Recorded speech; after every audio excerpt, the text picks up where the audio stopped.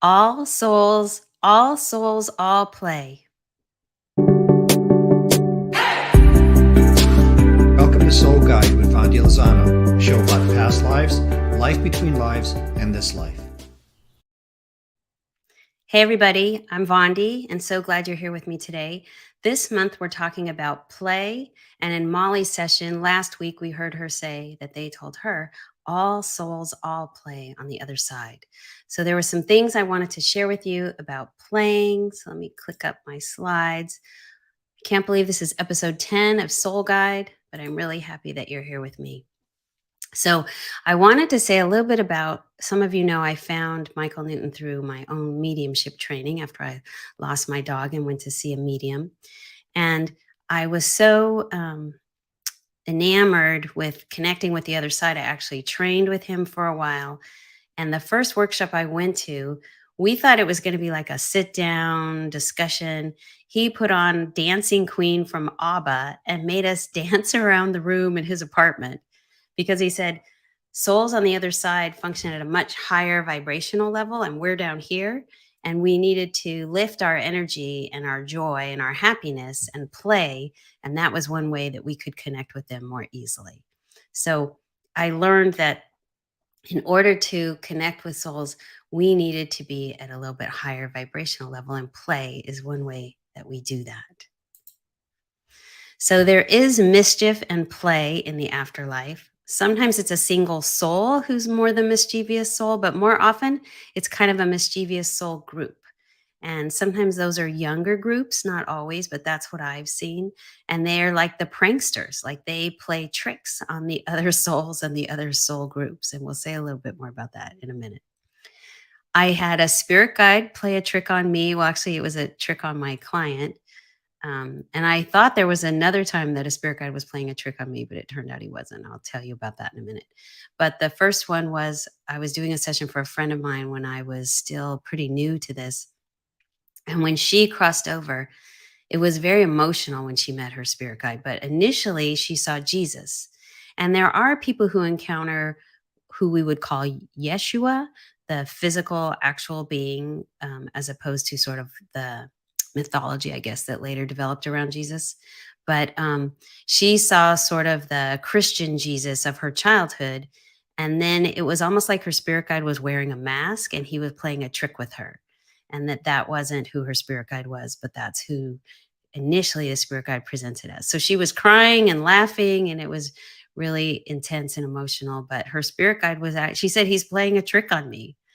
So sometimes spirit guides can be a little crafty. Oh, and the one where I thought they were playing a trick on me was the session that had Mr. Mighty, which we'll have to talk about another time. That deserves its whole own show, its own episode.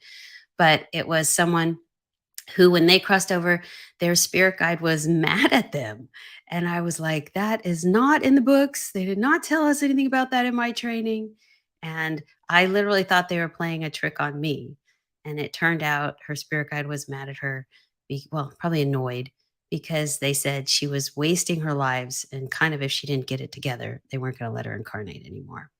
So that was a really interesting session. And that's the soul that went before Mr. Mighty, who is the place where you go when she said, when you're basically in trouble. So, like I said, that's a story, a whole story for another time. But I thought, are they playing a trick on me? And in that one, they actually weren't. In Michael Newton's book, Destiny of Souls, I was looking it up this week. He talks about recreation in the afterlife. And I remembered when I was reading, there's art, there's music, there's games of tag, but they're interesting because they're like these light beings running around. There's a game called Gem Ball, which I've never encountered in my sessions, but where they're like sending little balls of energy to each other, but there's messages within that. So if you're interested in reading more, Destiny of Souls has a whole section on recreation. But they play in the afterlife. It's not all seriousness. So what I wanted to share was from some of the sessions, and some of them we've talked about on certain episodes already. So I put the episode in case you want to go back, and I'll say them out loud for the people who might be listening on podcasts later on. So episode 9, Molly, which was last week, her past life session, her first past life was Sam, who drank and played games and had adventures. And Molly was told to be jolly like Sam. Sam, the big pot-bellied guy with the no shirt on, the hairy pot belly. That's what it was. And so she was told to be jolly like Sam, to have adventures in this life. And she's going to come back July 8th for her to share about her Life Between Lives session, which we've already done, but we couldn't fit it all in last week. And in that session, they were trying to actually entice her to kind of wrap up this incarnation and get to the next level because she's ready to be on the other side and stop incarnating. And so they were showing her, in fact, it was Yeshua taking her around, flying around the afterlife, showing her how big it was, and said, "This is what it feels like to be free." And that's where they said, "All souls, all play." And there was even a dragon. They showed her a dragon. And it's funny because later on, she showed me the book that she sort of felt like she downloaded and she helped write. And she said it looked like that dragon. But anyway, I said, "Why are they showing you a dragon?" And they said, "To tell her there's magic here. There's magic, there's play, there's fun in the afterlife." And they kept telling her, have adventures, because they wanted her to overcome some of her fears. But they mostly wanted her to have fun and enjoy her life. And that's the theme that we hear in the next couple of ones we want to talk about. Jonathan, episode 6, and then Brian, episode 4. Jonathan, when he crossed over, he said, I asked people to describe what's their guide like. What do they look like? What's their personality like? And he said, "She's funny." And I was like, "She's funny?" And then his guide told him, "Enjoy your life, go somewhere where you'll be happier." So they were actually encouraging him to move out of the city to a place with trees. So he and his family are actually moving, I believe, to Tennessee. It's kind of crazy. And then in Brian's episode, again, relax, enjoy yourself. Don't take life too seriously because there's always a do over. So, for those of us who are still incarnating, there's always a chance to come back and do the lesson another time, like not to get too worried about it or take life too seriously. And then Ken, the ones with asterisks, their names have been changed because they've asked to keep their names private.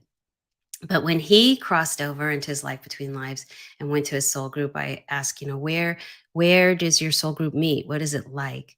And he said it was a group of souls chilling in a tropical cafe. Like they were all sitting in beach chairs. I picture them wearing Hawaiian shirts. What do they call them? Aloha shirts and flip flops. But he said chilling in a tropical cafe. And then this is really interesting.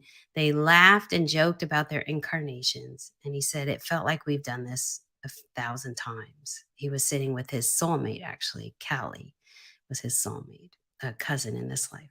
So they laugh and joke about their incarnations. So that's one of the things they do for fun, kind of as a pastime, is talk about the previous lives they've lived and how they've gone and a little bit of how they could have done this differently or that differently. But they laughed and joked about their incarnations. And I can't remember where I read this, but in one session, I remember reading when they went and talked with their spirit guide, they said, "How long did you talk?" And I think it was something like 20 years our time, but like 10 minutes their time. So time is really different over there too. So there's plenty of time to do all of this. And then Heather, her soul group met at a party in a pub with a fireplace. So again, a fun place. They were talking, laughing, smoking. Oh, this was the Mr. Mighty session, by the way. So her soul group was kind of a rogue soul group. They were playful. Their names were Hell Yeah and Roger That. I mean, they were kind of a goof off soul group. And again, they laughed and joked about their incarnations. Like that's their pastime. It's something they do for fun. And Leah, who will be on next week, she said in her soul group, they did fun activities where they evaluate each other's performances. She said it's like movie night where they replay, quote, performances from previous lifetimes. So I think they even refer to the lifetimes as a performance. Like, remember, that's real life. This is where they come to try things out. It's almost like, I think Brian said it's like taking on an avatar. So they come here, they play out these roles, and then they go back. So that's where we're our true self. This is where we take on a persona, a specific life to learn a specific task. But she said they replay their performances like up on a stage, is what I pictured. And they evaluate each other. And she chose this life because one of the reasons she chose it is because it was going to be a fun life. There were other reasons too: success and love and happiness. And Leah will be on next week and we'll hear more. In fact, I'll tell you about that in a minute. And then this is really interesting. I have never had this happen in a session before, so the guides were definitely looking out for me. So Sarah, we'll call her, came this week and I asked her permission to share this, and she said yes. So her whole soul group was playful. And they played tricks on each other, and then they said they played games, and I was like, "What?" I started taking notes. They play games. That will be perfect for this week. And I hadn't told her we were going to focus on play, but I knew we were focusing on play. And I said, "What kind of games?" And they said, "Games like now you see it, now you don't. Now you see it, now you don't."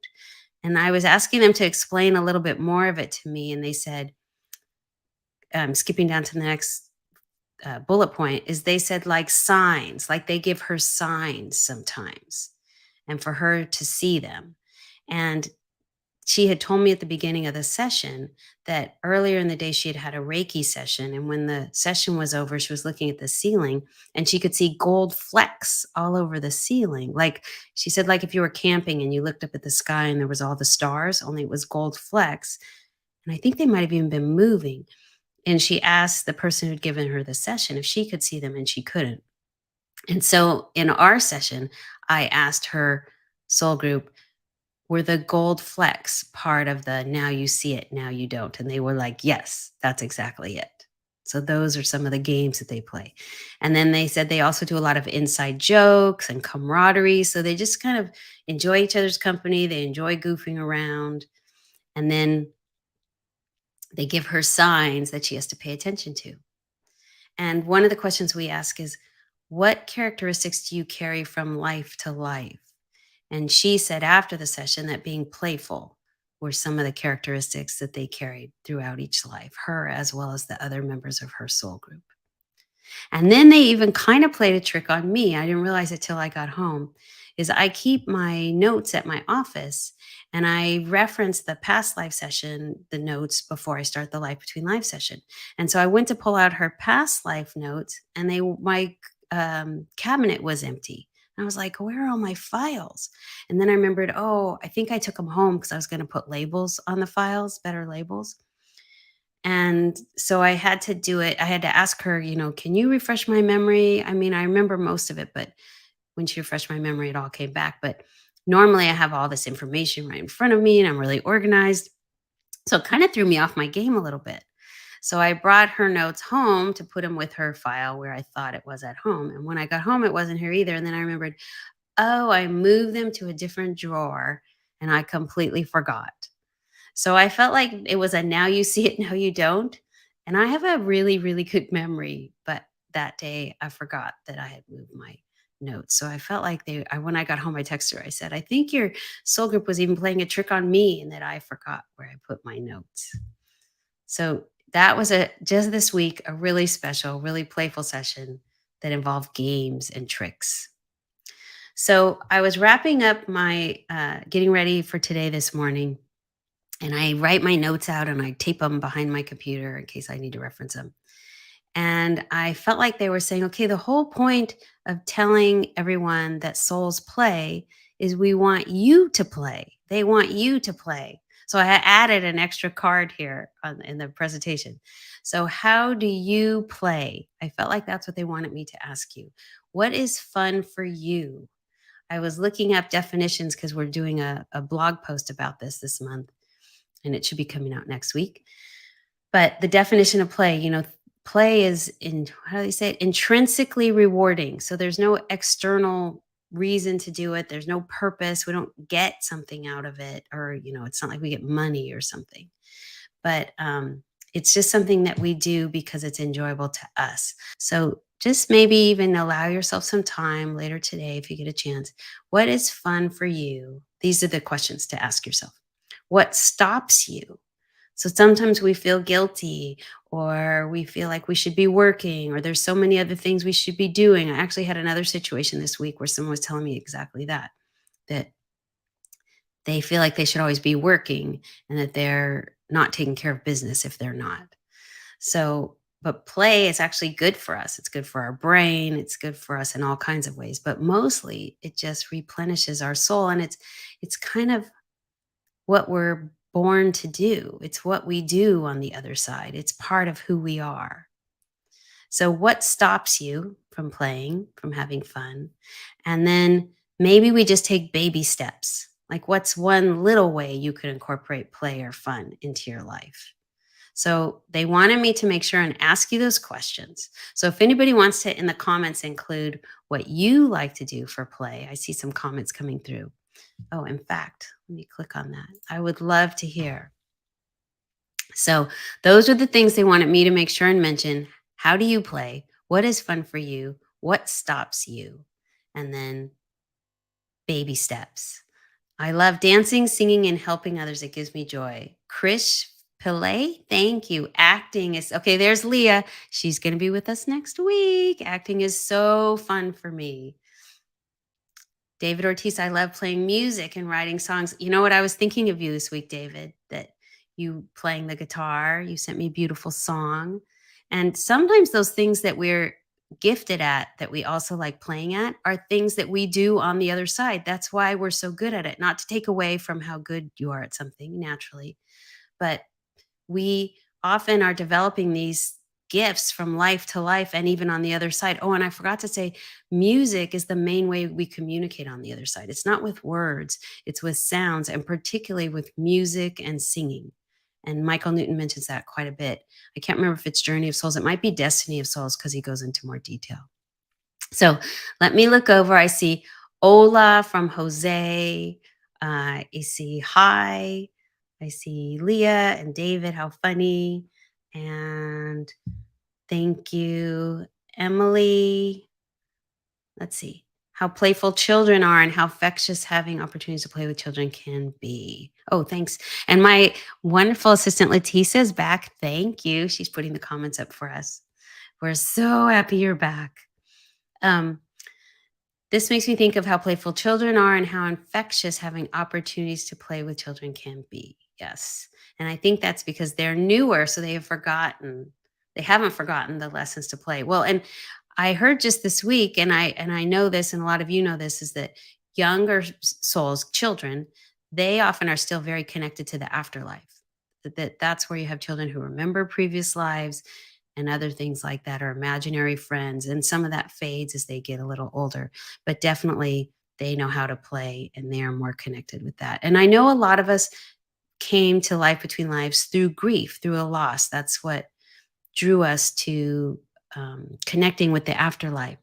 And so that's where play can be so healing. When I was grieving, my little niece and nephew were preschoolers, and it was the only thing that took me out of the grief. So play refuels us and heals us and nourishes us in all kinds of ways. So I don't see any more comments. So if there's nothing else, we're going to wrap up. But they did want to make sure that I included that they want you to play. That I kept hearing it's your soul's birthright. So I don't know how that fits, but that's what they were telling me. It's your birthright. So, all right. So let me get out of here. So, just in closing, I want to say that they're very interested in you playing, and that next week Leah will be on. Oh, I see comments coming in. Yes, play is healing. Thank you, David. Next week, Leah will be on, who's with us today, but she will be here next week. And she said, acting is so fun for me. So we'll find out more about her sessions. We did them a while ago, but they were amazing. And one of the things they kept telling her was to go bigger. So Leah is definitely playing a bigger game now. In fact, she just filmed a trailer for a new TV show, and they'll be filming a pilot soon. So very, very exciting. She wrote, I can't wait. So thank you everyone for watching. Oh, and we are on all the podcast stations. We went live on Spotify, Amazon, Apple, and then this week I got a notice we should be going on all the others. It just might take a week or two for them to show up on all the other podcast stations. So look for us on your favorite podcast station. And I believe Leticia is going to put a link up for Spotify. Oh, there we go. I see it. That's fantastic, Leah. I know, isn't it exciting? And we'll also put up a link to the website if you have any questions. But we'll look forward to seeing you next time. Thank you so much for joining us. Bye for now. Thank you for watching. Remember to like, subscribe, and follow. And join us next week for another episode of Soul Guide.